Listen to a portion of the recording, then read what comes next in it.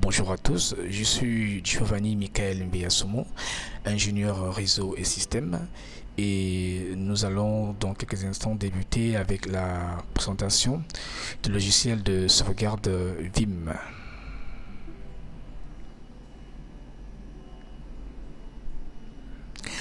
Alors, l'environnement que nous avons choisi, dans lequel nous avons travaillé, est donc à partir de la plateforme VMware XE version 7, sur laquelle nous avons installé donc une machine virtuelle sous Windows Server 2016 édition standard, qui est également équipée de Microsoft Server SQL. Vim Backup et Replication aujourd'hui se pose donc comme une grande solution complète qui permet donc de créer des sauvegardes et des images des machines, que ce soit sous Linux, sous Windows.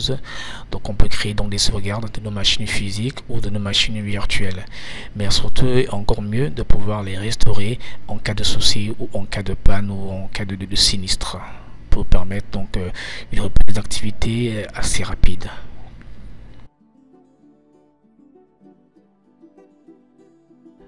La société Vim Software est une société suisse et américaine créée en 2006 qui excelle dans le secteur des technologies de l'information et principalement dans les solutions de sauvegarde pour la gestion des données.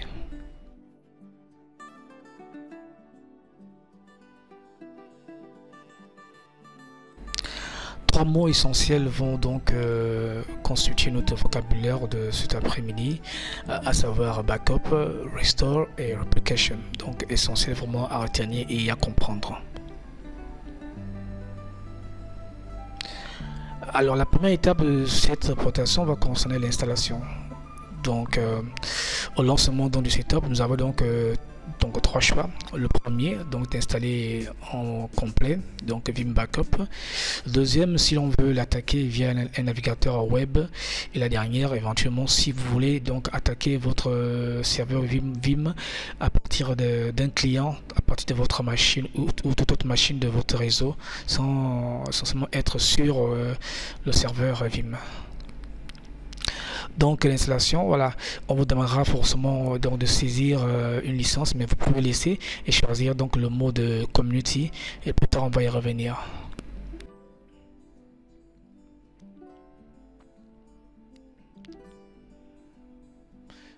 Donc vous avez également le choix donc dans l'installation de soit de préciser un utilisateur donné ou donner l'accès aux utilisateurs de votre machine ou à d'autres utilisateurs qui font partie de votre domaine, que ce soit Active Directory ou autre domaine.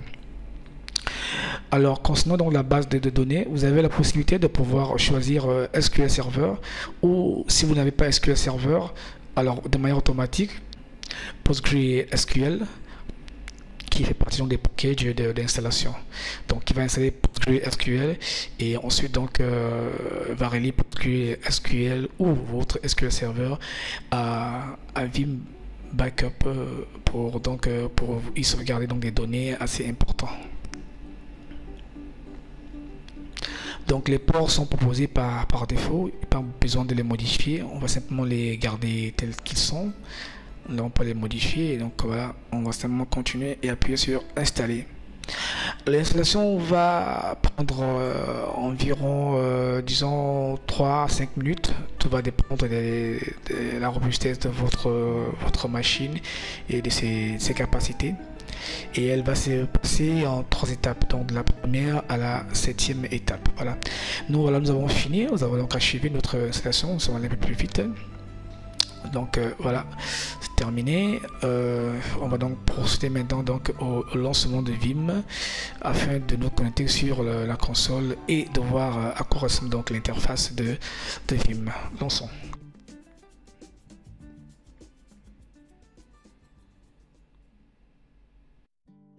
Voilà, lancement de Vim. On va donc voir à quoi nous ressemble donc l'interface. On se connecte, donc se connecter.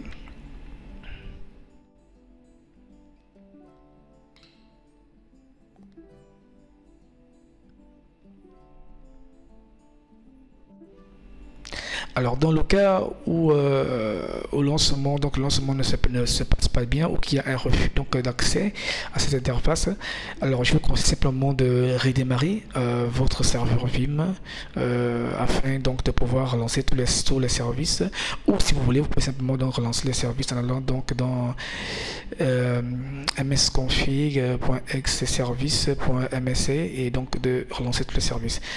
Alors voilà, nous y sommes. Dans l'interface, nous avons donc la gestion donc des mots de passe, donc de tous les comptes qui ont donc accès à Vim. C'est partie de la première option. Nous avons ici donc cette gestion donc d'utilisateurs et des mots de passe. Donc on peut l'ajouter comme on peut supprimer dans ce module. Ensuite,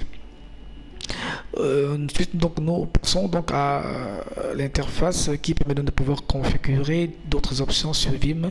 Notamment on peut y configurer donc un serveur de certification, donc des certificats et autres.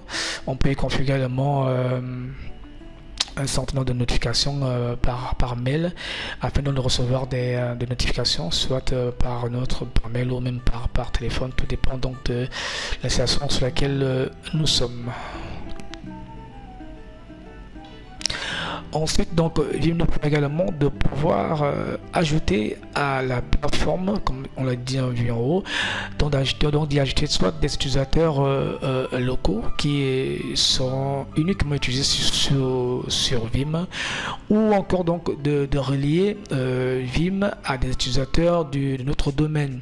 On peut en faire le choix donc de 2 ou 3 personnes dans le domaine à qui on peut donc donner la tâche ou les missions de gérer Vim en créant leur profil assez particulier et en faisant donc le choix dans du type d'utilisateur Vim auquel ils vont appartenir.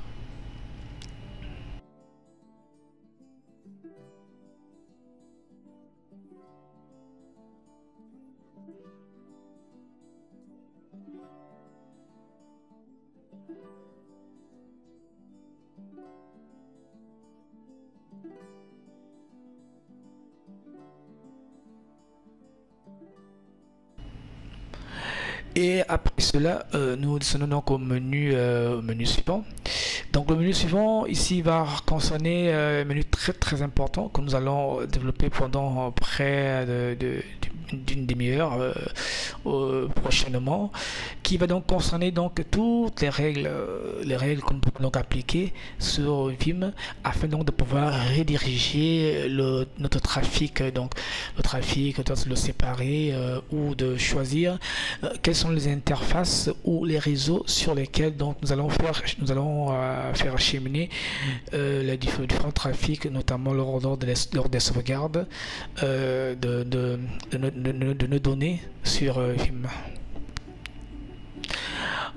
Également, ensuite, nous avons donc la possibilité de pouvoir choisir l'emplacement par défaut des fichiers de configuration de Vim, parce que lorsque nous allons configurer, nous allons créer donc des règles pour les sauvegardes. Tout ceci sera donc consigné selon des fichiers de type XML et on peut préciser l'emplacement donc de ces fichiers où ces fichiers seront sauvegardés, pas forcément sur dans le même endroit où sont nos sauvegardes, mais on peut choisir un endroit qui soit autre, n'est-ce pas, que l'endroit dans lequel sont nos sauvegardes, donc que l'on constitue donc l'espace par défaut de ces fichiers de configuration. Et ensuite nous allons continuer toujours dans cette même lancée avec ce menu. Malheureusement, comme nous n'avons pas encore ajouté, donc nous n'avons ni machine virtuelle, ni sauvegarde, ni infrastructure ajoutée, donc il nous sera donc impossible pour l'instant de pouvoir l'exploiter.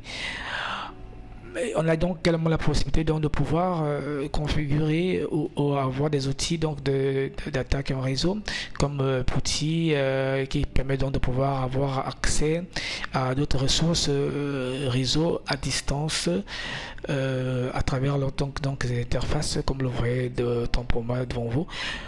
Voilà, donc ce sont des outils qui viennent également avec Vim, que vous pouvez également utiliser pour pouvoir éventuellement configurer d'autres outils donc de votre réseau qui sont donc reliés avec Vim ou pas.